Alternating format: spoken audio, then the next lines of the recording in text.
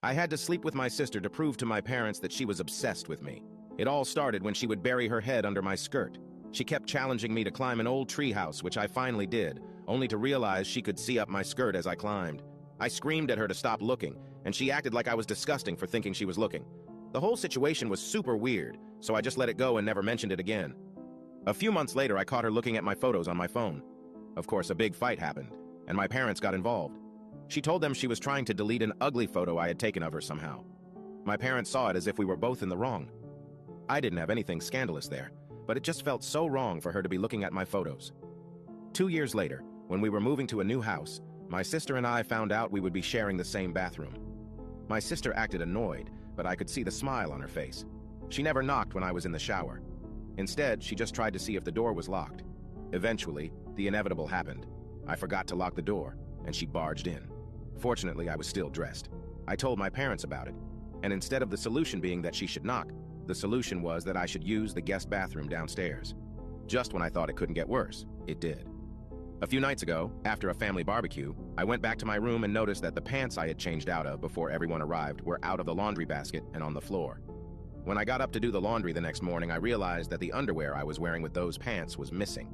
I wanted to scream my sister's name and storm into her room, but it would be pointless.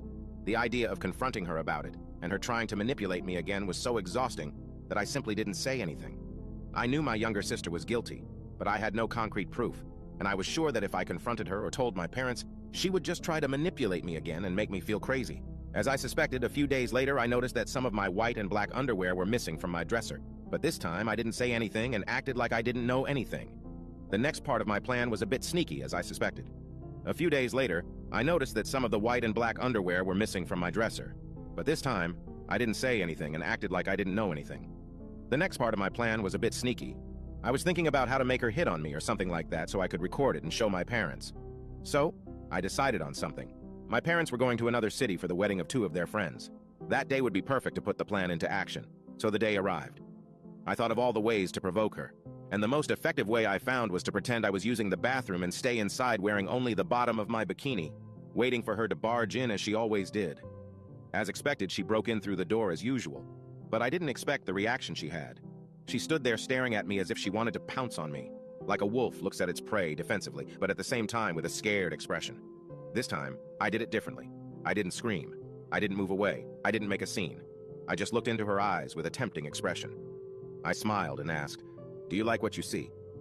She was startled again and said, "Of course, I've always hoped for this sight." At that moment, I knew my plan was going to work. Now you can check if there is a part 2 by pressing share and more.